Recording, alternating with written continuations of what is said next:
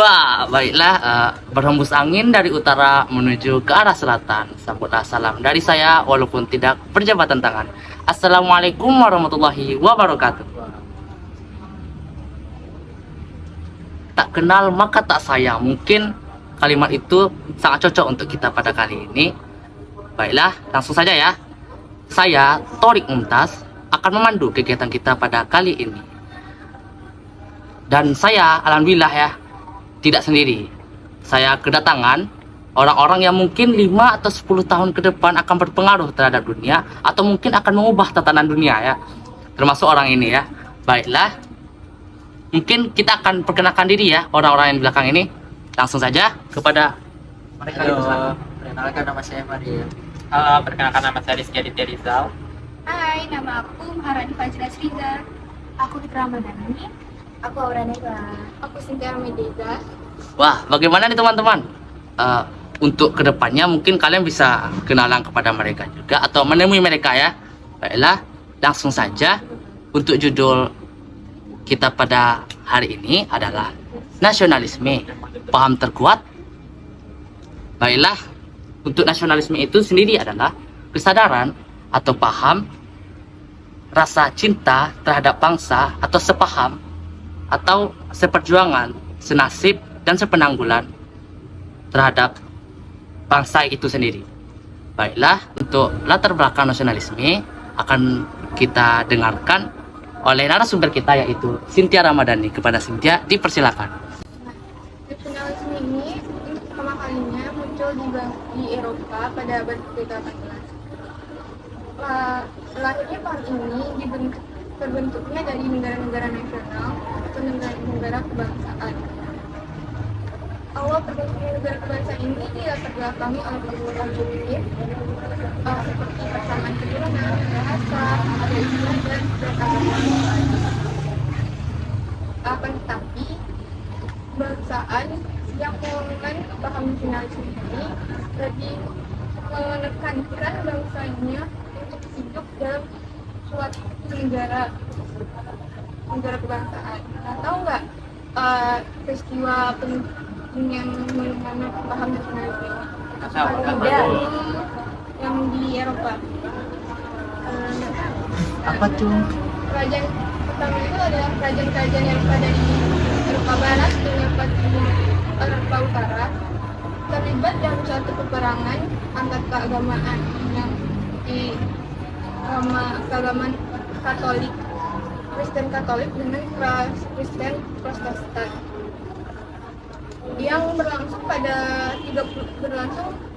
tahun dari tahun 1618 sampai 1645. Indonesia sendiri muncul paham nasionalisme ini diakibatkan dari berkembangnya kesadaran terhadap situasi ketertindasan yang lahir dari keinginan bebas dan merdeka. Dan nasionalisme ini terjadi di Indonesia ini adalah nasionalisme yang berkeadilan sosial, anti kolonialisme, imperialisme, dan kapitalisme. Yang dari aku. Bagaimana nih teman-teman? Apakah kalian sudah paham sama penjelasan Cynthia tadi? Semoga saja kalian sudah paham ya. Baiklah, langsung saja untuk selanjutnya, mari kita dengarkan penjabaran tentang perkembangan nasionalisme yang akan disampaikan oleh Aura Naila dan Faril. Kepada mereka berdua kita persilakan. Jadi perkembangan nasionalisme di Asia dan Afrika itu antara lain ada di India, Filipina, Turki, sama Mesir. Yang pertama India. India tuh awalnya ada yang namanya Serikat Dagang, itu tuh namanya EIC. Kemudian EIC ini dibubarkan oleh Inggris karena sesuatu masalah. Kemudian dari sana tuh melahirkan timbulnya rasa masyarakat India untuk ingin mengambil serikat dagang yang namanya EIC tadi. Nah, terus dari sana tuh terjadi pemberontakan yang namanya Sepoy. Dari sana melahirkan paham nasionalisme serta inginnya berpolitik. Dari sana munculnya yang namanya organisasi bersama Inggris, itu tuh namanya All India National Congress.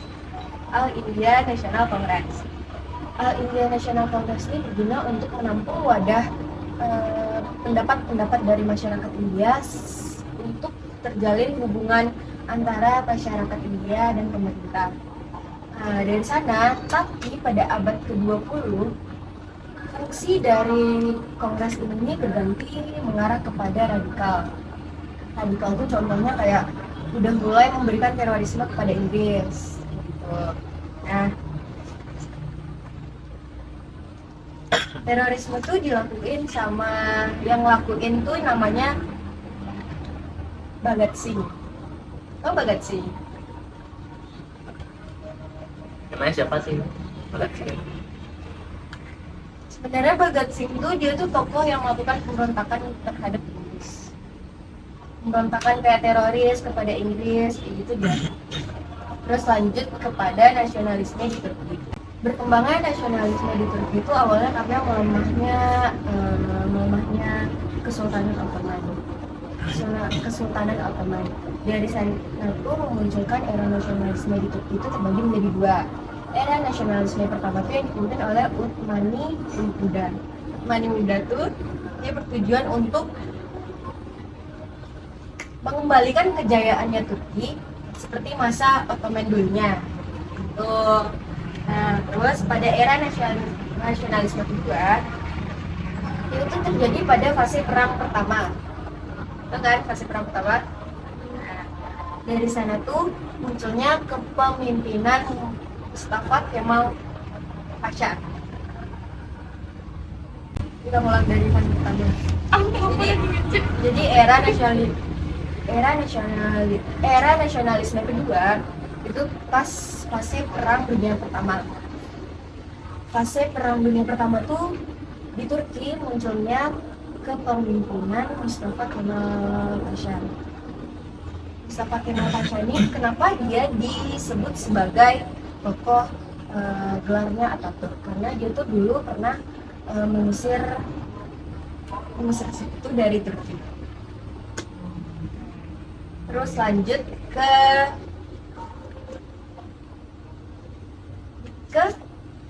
nasionalisme di Filipina. Nasionalisme di Filipina ini timbul karena adanya ingin bebas, masyarakat Filipina ini ingin bebas dari belenggu Spanyol sama Amerika Serikat. Jadi dulu tuh ada yang namanya kompanierisme. Kompanierisme ini adalah persahabatan, itu sama kayak organisasi. Terus dari sana tuh masyarakat di Filipina tuh ingin kalau misalkan di Filipina tuh ada yang namanya pendidikan yang bersifat patriotisme. Jadi kemudian ada yang namanya tokoh Jos Rizal. Jadi Jos Rizal ini dulu tuh dieksekusi mati karena dia tuh ngebikin karya buku yang berjudul jangan sentuh saya sama jangan menyinggung saya. Jadi dalam buku dia tuh menggunakan kata-kata yang terlalu frontal atau menggunakan simbolis yang terlalu terus terang yang menyinggung Spanyol, membuat Spanyol itu merasakan kalau misalkan dia tuh disindir gitu. Dia tuh bukan kena gitu, Spanyol itu merasa tersinggung dengan hasil karya dari Jos Rizal tuh. Jadi Jos Rizal ini dipanggil dan dieksekusi mati. Kemudian lanjut di Indonesia. Indonesia itu sebenarnya terbagi menjadi 3 babak. Babak pertama tuh masa perintis. Masa perintis itu dari tahun 1908 sampai 1907. Ini ditandai seperti munculnya organisasi-organisasi Budi Utomo, terus juga ada pemahaman intelektual gitu. Terus masuk ke masa yang kedua, itu tuh masa percobaan. Masa percobaan ini itu tuh ditandai kayak Sumpah Pemuda. Sumpah Pemuda dulu kan Indonesia dipecah belah sama imperialisme Belanda. Kemudian para tokoh revolusioner seperti Muhammad Yamin, terus W.R. Supratman itu tuh memutarbalikkan bagaimana caranya untuk menyatukan warga negara Indonesia. Dari sana lahirnya Sumpah Pemuda pada tanggal 28 Oktober 1945. Mungkin buat paham nasionalisme di Mesir itu bakalan dijelasin sama Abang Faril. Udah, pada Faril, mari kita dengarkan ya. Nah, kalau yang di Mesir ini teman-teman, yang pertama nasionalisme terjadi di Mesir itu pada abad 19. Tujuannya untuk mengakhiri kekuatan bangsa asing di Mesir. Yang pertama di era Mesir, dia ada dua terbagi itu. Yang pertama sistem modernisasi yang dilakukan oleh Muhammad Ali. Tujuannya yaitu kemunduran Ottoman, yaitu yang kedua intervensi bangsa asing atau bisa kita sebut dengan bangsa Prancis atau dan Inggris atau perselisihan. Yang kedua itu kemunduran atau kebangkrutan. Terusan Zeus dijual kepada Inggris atau Ismail Dosa. Era modernisasi, tujuannya itu pembangunan infrastruktur. Yang kedua pembangunan terusan Zeus. Yang ketiga Perang Dunia Pertama atau dengan kemerdekaan pada tanggal 28 Februari tahun 1972 itu dengan tujuan atas deklarasi unitial oleh Inggris. Yang keempat Perang Dunia Kedua atau revolusi Mesir dengan tujuan yang dilakukan oleh Gamal Abdul Nasser. Dengan hasilnya itu berhasil melakukan nasionalisme sehingga terusan Zeus kembali bergabung. Wow, sangat jelas ya teman-teman tentang perkembangan nasionalisme yang ada di dunia, bahkan di Indonesia ya teman-teman. Baiklah, mungkin sangat lengkap ya dari Mesir, Indonesia, Turki. Baiklah, terima kasih kepada mereka berdua ini. Baiklah, langsung saja untuk selanjutnya, mari kita dengarkan pembahasan singkat tentang tokoh-tokoh yang berpengaruh terhadap nasionalisme yang ada di dunia. Kepada saudara Rizky, dipersilakan.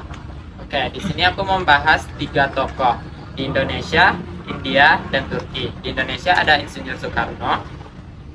Insinyur Soekarno adalah tokoh penting di Indonesia.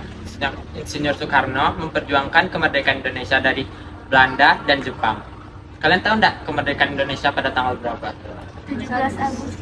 17 Agustus adalah tahun kemerdekaan Indonesia. Yang kedua, aku akan membahas tentang Mahatma Gandhi. Mahatma Gandhi merupakan tokoh penting nasionalisme di India.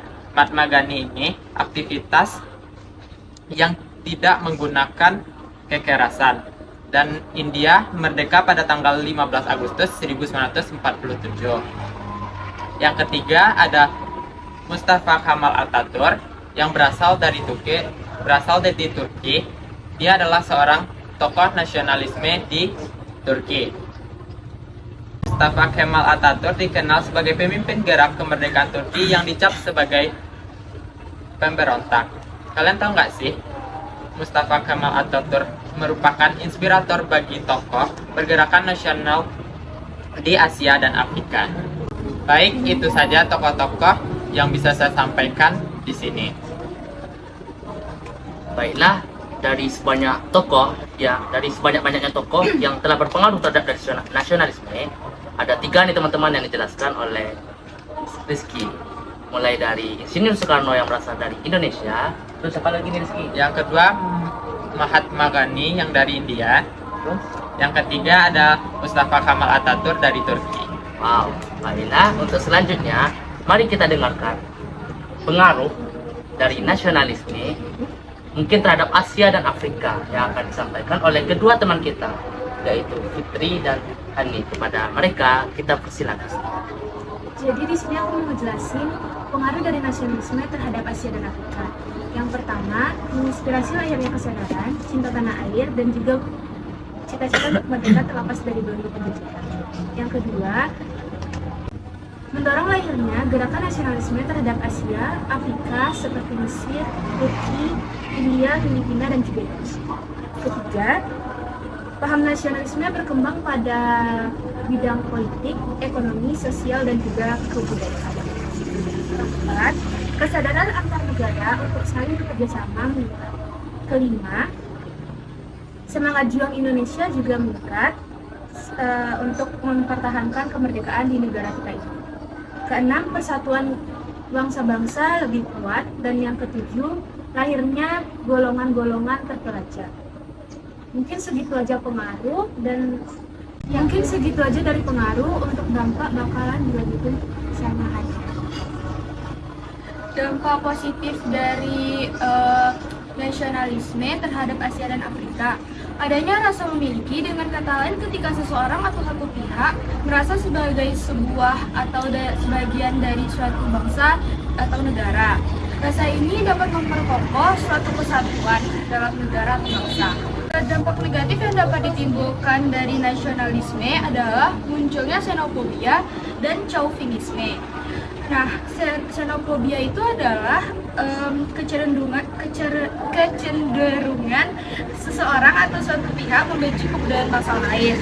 Kalau misalkan chauvinisme itu tuh paham yang mengagungkan bangsa atau negaranya sendiri dan memandang rendah bangsa atau negara lainnya. Adanya kecenderungan dan konflik yang memicunya itu bisa juga membuat perperangan antar negara. Sekian.